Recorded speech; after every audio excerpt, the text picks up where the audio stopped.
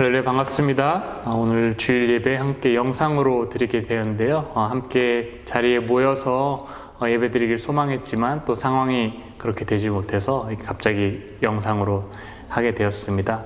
함께 모이기를 소망하고 갈망하는 것처럼 우리의 갈망함이 하나님께 향하여서 이 시간 하나님을 간절히 바람으로써 함께 찬양하고 예배할 수 있었으면 좋겠습니다. 네, 함께 찬양하시겠습니다.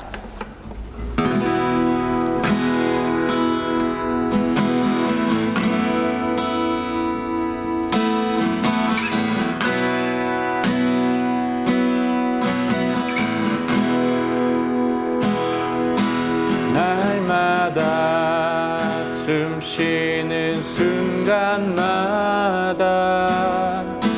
내 앞에 어려운 일 보내 주님 앞에 이 몸을 맡길 때 슬픔 없네 두려움 없네 날마다 숨 쉬는 순간마다 날마다 숨 쉬는 순간마다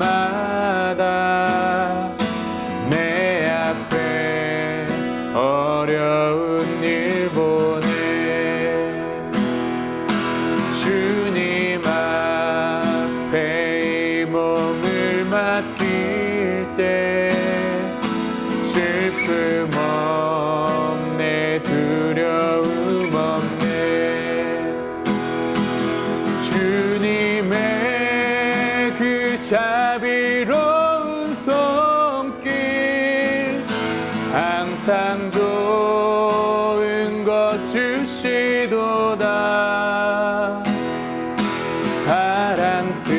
사랑스레 아픔과 기쁨을 수고와 평화와 안식을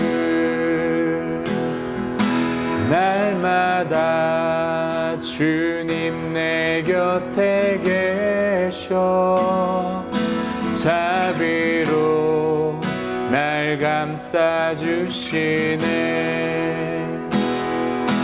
주님 앞에 이 몸을 맡길 때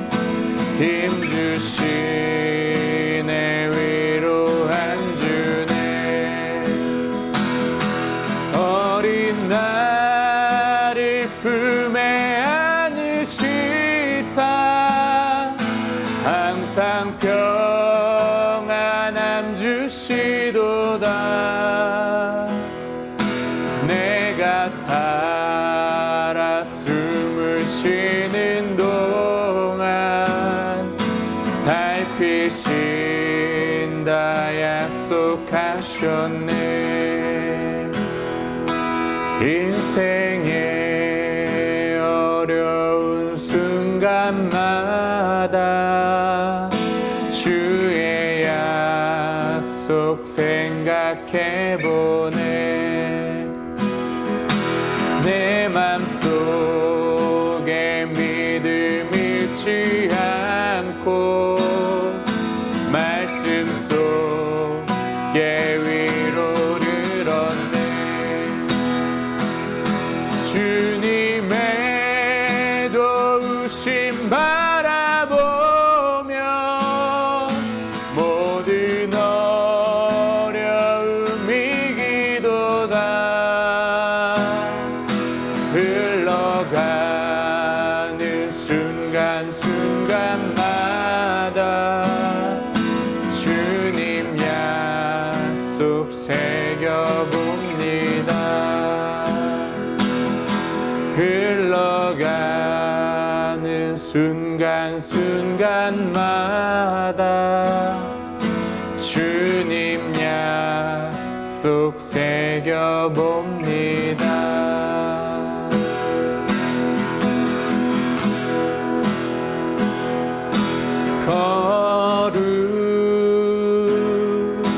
거룩하신 하나님 주께 감사드리세 날 위해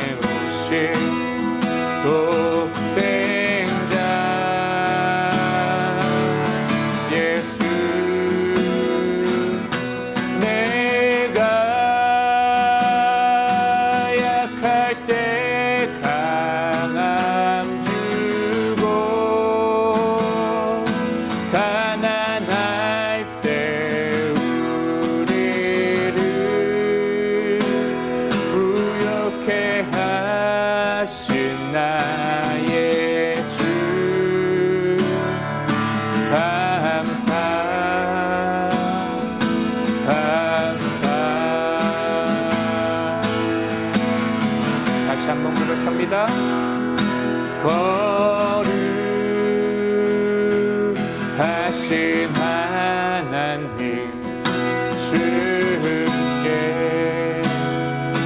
감사드리세. 날 위해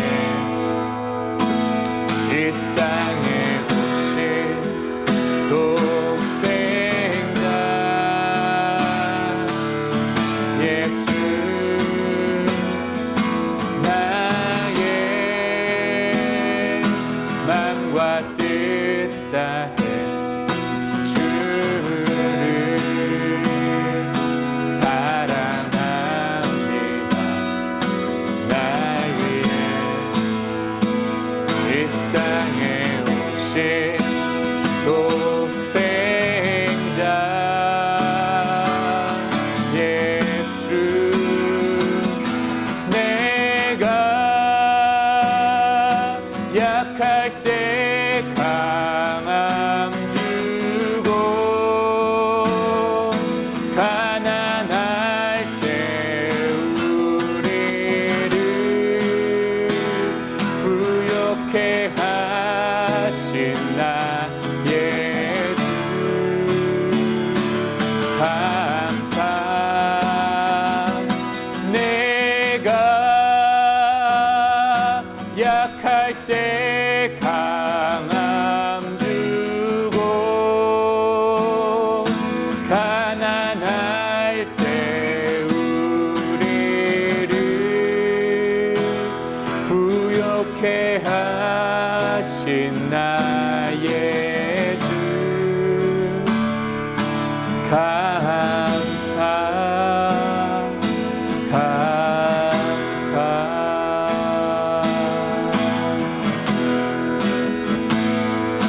감사.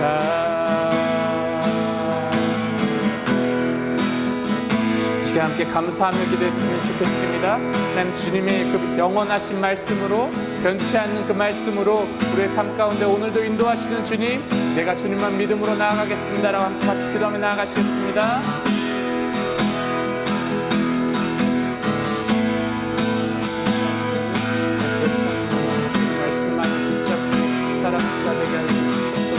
하나님 그 약속을 내가 붙잡고 사랑하는 자 되게 해주옵소서.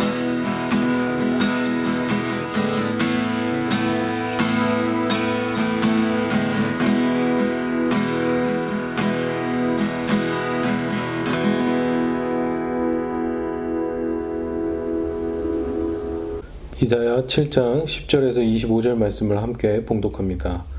여호와께서 또 아하스에게 말씀하여 이르시되 너는 내 하나님 여호와께 한 징조를 구하되 깊은 데에서든지 높은 데에서든지 구하라 하시니 아하스가 이르되 나는 구하지 아니하겠나이다. 나는 여호와를 시험하지 아니하겠나이다 한지라. 이사야가 이르되 다윗의 집이여 원하건대 들을지어다.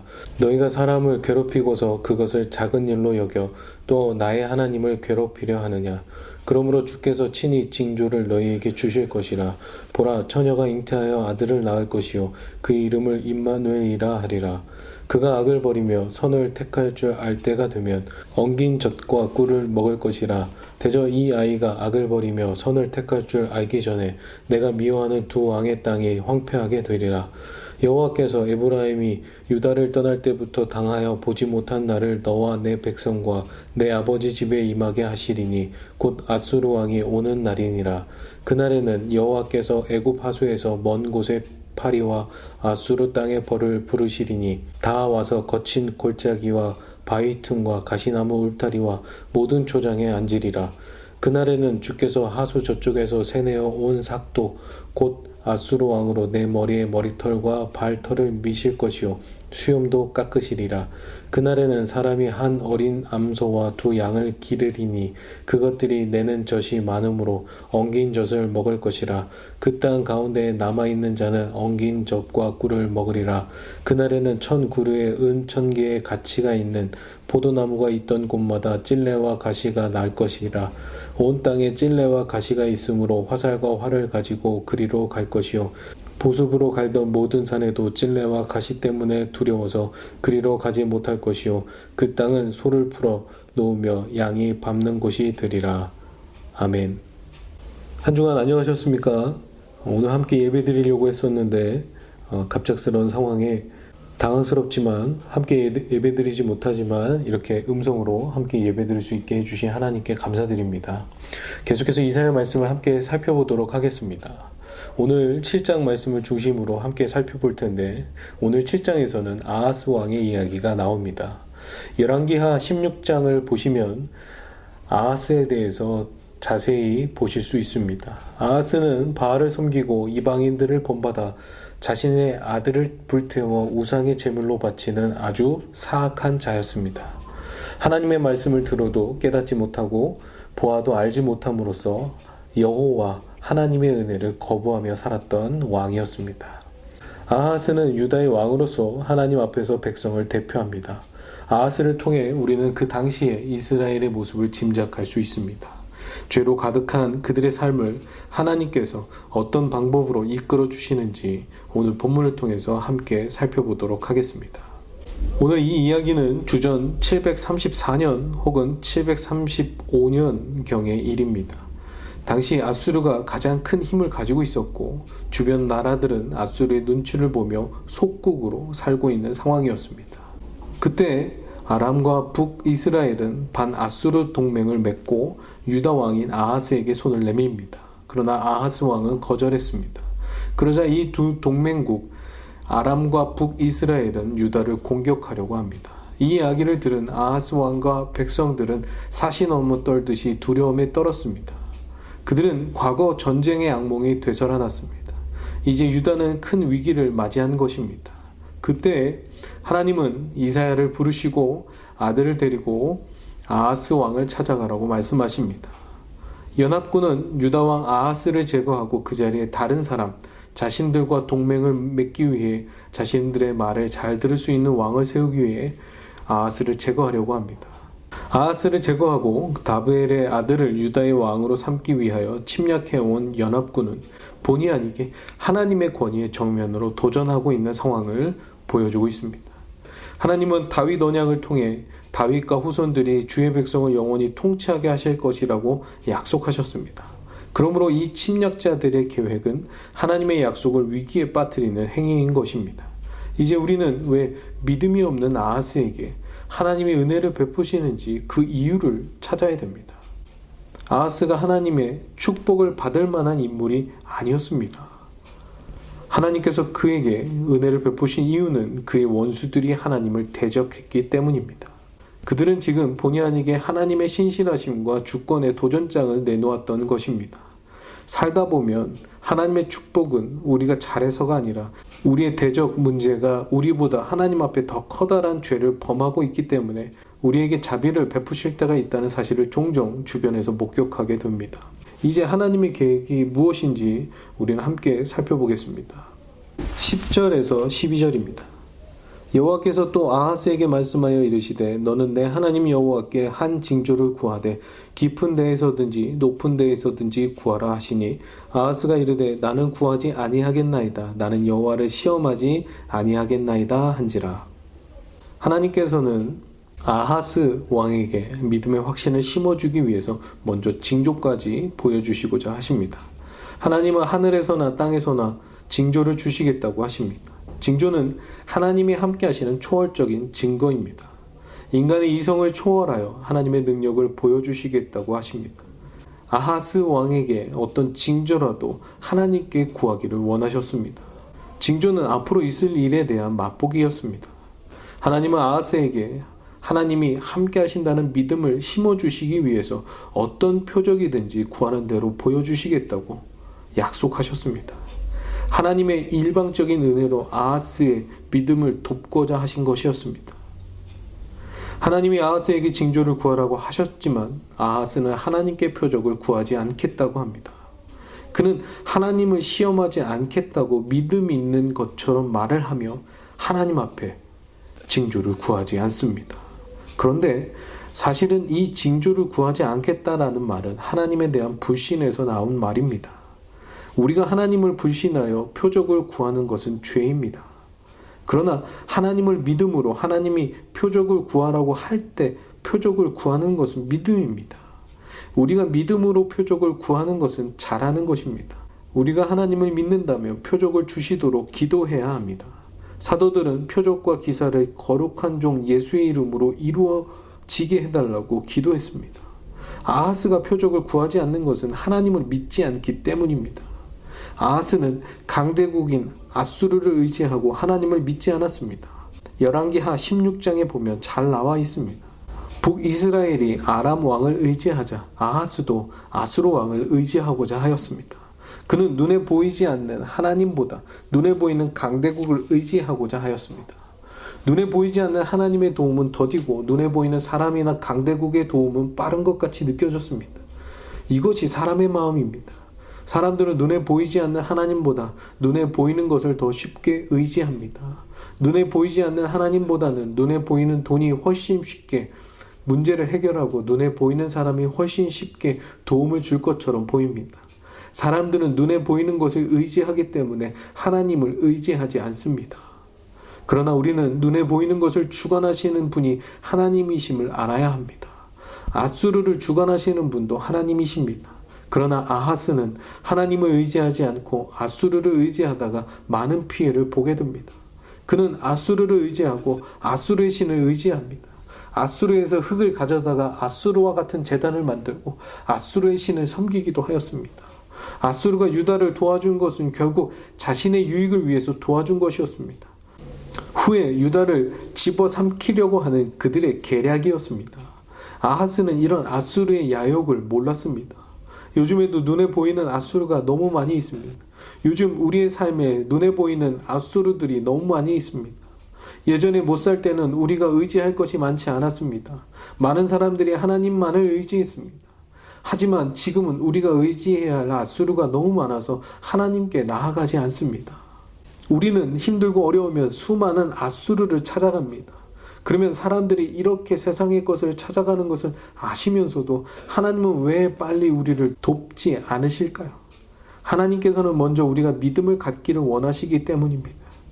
하나님을 믿는 믿음이 있을 때만 하나님은 우리를 도우십니다. 믿음을 갖도록 돕는 것이 사람을 가장 잘 도울 수 있는 길이기 때문입니다.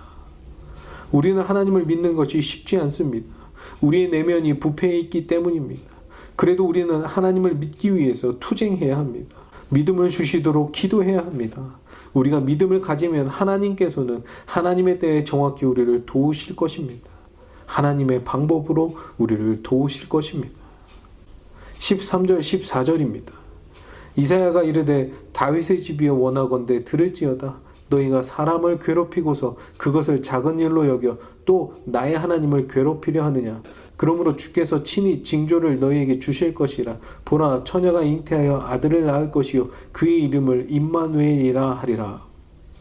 이 말씀은 후에 예수님 오실 것을 예언한 말씀이기도 하고 지금 이사야에게 처한 상황 가운데 하나님께서 보여주실 징조의 모습이기도 하였습니다.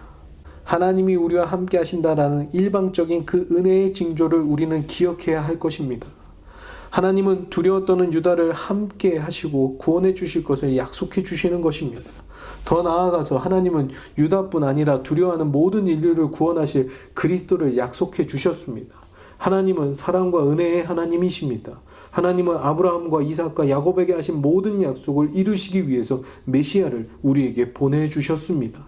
다윗에게 하신 약속을 이루기 위해서 유다가 죄악 가운데 있음에도 불구하고 먼저 메시아를 약속하신 것입니다. 아하스는 죄악일지라도 하나님은 그에게 메시아를 약속하셨습니다. 메시아가 그들을 위해서 십자가에 죽게 하십니다. 하나님은 그들을 사랑하시기 때문입니다. 하나님은 여호와 하나님이시기 때문입니다.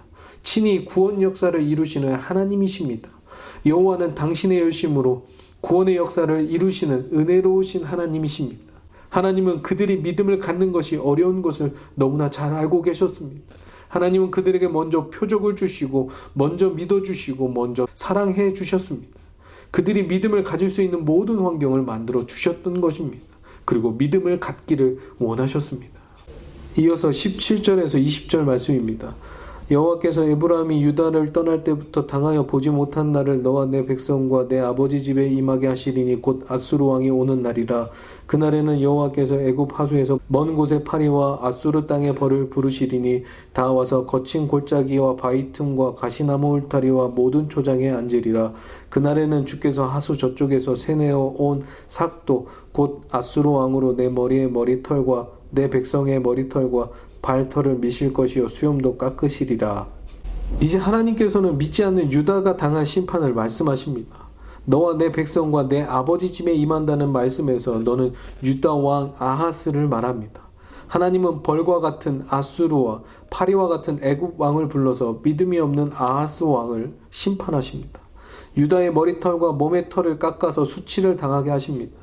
이렇게 심판하시는 이유는 그들이 다윗의 믿음을 계승하지 않았기 때문입니다. 하나님이 일방적으로 아하스에게 은혜를 베풀어 주시는데도 그 은혜를 받아들이지 않았기 때문입니다. 하나님께서 자신의 사랑하는 독생자 예수님을 보내주시는데도 믿지 않는 자들에 대해서 하나님은 심판하실 것입니다. 21절, 24절입니다. 그날에는 한 사람이 한 어린 암소와 두 양을 기르리니 그것들이 내는 젖이 많으므로 엉긴 젖을 먹을 것이라. 그 땅 가운데 남아있는 자는 엉긴 젖과 꿀을 먹으리라. 그날에는 1000그루의 은 1000개의 가치가 있는 포도나무가 있던 곳마다 찔레와 가시가 날 것이라. 온 땅에 찔레와 가시가 있으므로 화살과 활을 가지고 그리로 갈 것이요 보습으로 갈던 모든 산에도 찔레와 가시 때문에 두려워서 그리로 가지 못할 것이요 그 땅은 소를 풀어 놓으며 양이 밟는 곳이 되리라. 계속해서 아수르 왕에게 심판받는 그날에 대해서 말씀하십니다. 은 1000개의 가치가 있는 포도나무에 찔레와 가시나무가 나게 됩니다. 하나님은 기름진 땅에서 찔레와 가시가 나게 하십니다. 하나님은 땅을 황폐하게 하십니다. 그러나 하나님은 남은 자에게 은혜를 주십니다. 그날에 가축도 사라지고 한 어린 암소와 두 양만 남았을지라도 그것들이 내는 젖이 많으므로 남은 자들은 그들의 엉긴 젖과 꿀을 먹게 될 것입니다. 남은 자는 젖과 꿀이 흐르는 풍요의 땅에서 살게 될 것입니다. 하나님은 심판 가운데서도 남은 자에게 복을 주십니다. 임마누엘의 약속을 믿는 자에게는 하나님의 은혜가 주어집니다. 우리가 사는 이 세상도 그렇습니다. 수많은 침략과 공격과 여러 가지 어려움 속에 처해져 있는 이 세상을 살아가며 우리는 두려워하면서 살아갈 때가 많이 있습니다. 두려워하면서도 하나님을 의지하지 않고 사람을 의지할 때가 더욱더 많습니다. 그런 우리들에게는 하나님을 의지하지 않는 하나님의 심판이 우리에게 주어집니다. 두려워하는 자들은 불과 유황으로 타는 못에 들어갈 것입니다. 하나님은 이런 인간의 연약함을 너무나 잘 아시고 먼저 우리를 일방적으로 사랑해 주셨습니다. 하나님은 죄악된 인간들에게 자신의 외아들을 보내주셨습니다. 처녀인 동정녀 마리아의 몸에서 메시아를 보내는 기적을 우리에게 보여주셨습니다. 우리의 죄를 위해서 죽으시고 사흘 만에 부활하셨습니다. 성령님을 보내주시고 우리와 영원토록 함께 하심을 깨닫게 해주셨습니다. 성령을 보내주시고 우리와 영원토록 함께 하십니다. 하나님은 우리와 함께 하시고 많은 은혜를 베풀어 주시는데도 불구하고 우리는 믿음 없이 살아갈 때가 많이 있습니다. 이제 말씀을 정리하겠습니다. 하나님은 우리에게 하나님 나라를 이루어 주십니다.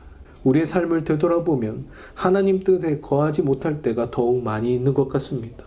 하나님의 심판을 기다리지 못하고 이런 하나님의 사랑을 경험했음에도 불구하고 메시아를 영접하지 않고 하나님을 믿지 않고 기다리지 못하고 있는 우리의 삶에게는 반드시 하나님의 심판만이 기다리고 있다는 것입니다. 오늘 말씀을 통해서 보면 아하스 왕은 하나님의 끊임없는 손길을 맞이합니다. 그 하나님의 손길을 붙잡고 나아가기만 하면 되었는데 아하스는 끊임없이 그 손길을 거부했습니다. 힘들고 어려운 상황 가운데 하나님은 함께 하신다라는 약속의 말씀을 주셨고 무엇이든지 구하면 함께 하신 그 하나님을 바라볼 수 있는 은혜를 주겠다라고 하나님은 약속해 주셨음에도 불구하고 아하스는 거절하고 있는 것이었습니다. 우리 삶도 그렇습니다. 늘 하나님 앞에 끊임없이 구하며 하나님의 함께 하심을 고백하며 살아갈 수 있어야 하는데 늘 우리는 또 다른 아수르를 찾아다니며 살아갈 때가 많이 있다라는 것입니다. 돈이라는 아수르를 의지할 때도 있고 힘이라는 아수르를 의지할 때도 있고 건강이라는 아수르를 의지할 때가 있습니다. 그런 우리에게 하나님이 다시 한번 임마누엘이심을 고백할 수 있는 은혜를 주시는 것입니다. 우리가 예수님을 나의 그리스도로 영접하고 전능하신 하나님이 나와 함께 하시고 성령님이 우리의 삶을 이끌고 계심을 고백할 수 있도록 우리에게 다시 한번 기회를 주시고 있는 것입니다. 보라, 처녀가 잉태하여 아들을 낳을 것이요 그의 이름을 임마누엘이라 하리라. 함께하고 계신 그 하나님을 깨닫지 못하고 있기 때문에 예수님을 이 땅 가운데 보내주시고 십자가의 고난을 겪게 하신 것입니다. 우리의 죄가 얼마나 악한지 여러분 스스로 다시 한번 깨달아야 할 때입니다. 이 죄악 앞에서도 하나님은 다시 한번 우리에게 손을 내미시며 너와 함께하고 있다라는 사실을 우리에게 알려주십니다. 사랑하는 여러분, 한 주간도 하나님 나라에 들어갈 수 있는 은혜를 포기하지 마시고 하나님이 여러분과 함께 하신 임마누엘의 은혜를 경험하시는 복된 한 주 되시길 주님의 이름으로 축원합니다. 기도하겠습니다. 하나님 감사합니다. 오늘도 하나님의 귀한 은혜 안에 살아갈 수 있도록 우리를 불러주신 하나님 감사합니다. 날마다 임마누엘의 하나님을 경험해야 하는데 그 하나님을 의지하고 살아가야 하는데 하나님을 바라보지 못하고 늘 죄악 가운데 살아가던 죄인임을 고백하오니 아버지 우리를 불쌍히 여겨 주시옵소서. 세상에 놓여져 있는 수많은 앗수르의 죄악 가운데 거하며 살아갔던 죄인임을 고백하오니 우리의 죄를 용서하여 주시옵고 다시 한번 하나님만 의지하며 나아갈 수 있는 은혜가 있게 하여 주시옵소서. 한 주간 주의 말씀 묵상하게 하시고 임마누엘의 하나님만 경험하며 나아갈 수 있는 은혜의 날들이 되게 하여 주시옵소서. 감사하며 살아계신 예수님의 이름으로 기도하옵나이다. 아멘.